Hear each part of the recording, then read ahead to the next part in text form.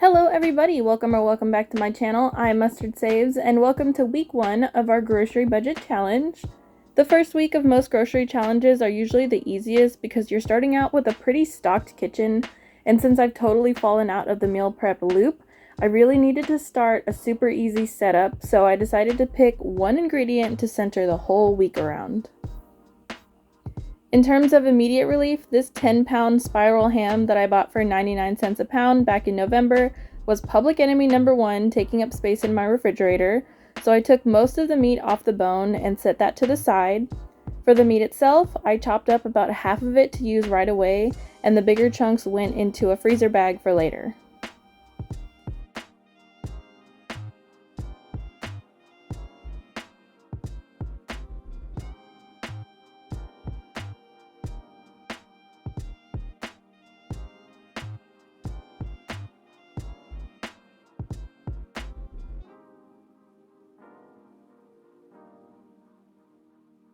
For breakfast, I usually have leftovers from dinner the night before, but I try to have real breakfasts made in advance for my fiance since he gets up for work at 5 a.m.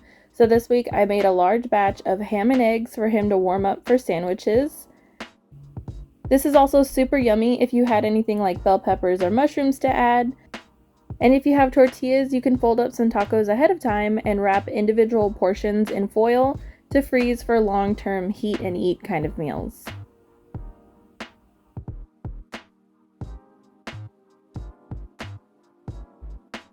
As for lunch and dinner, I gave myself the super easy option of making a big pot of Creole-inspired beans. This dish is seriously so easy and so cheap, and it makes an absolute ton of food.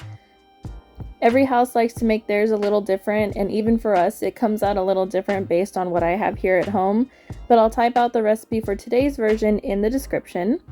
We did enjoy this meal fresh for dinner on the first night, but most of it got packed away in individual portions over white rice in the freezer. They make for super easy grab-and-go work lunches without needing an ice pack to take up extra space in the lunchbox. And I didn't get a chance to film it, but I basically did this exact same routine to make a big pot of chili, and I'll also put that recipe in the description.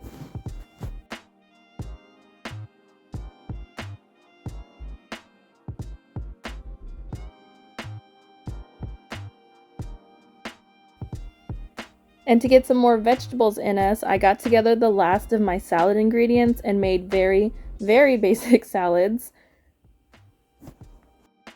When I'm making them ahead of time, I like to put the juicy vegetables on the bottom and the lettuce on top to keep the greens from wilting. You can also put the dressing on this bottom layer if you'd like, but I usually squeeze it into the corner of the bowl the morning I pull it from the fridge, and then I can just shake it up at lunchtime.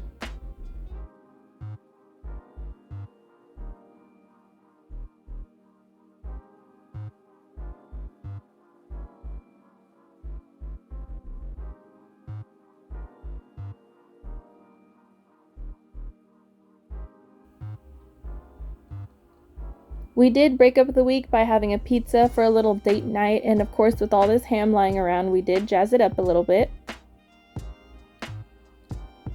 And that's really all I have in terms of cooking, so I thought I'd add the little grocery bill update onto the end of this video.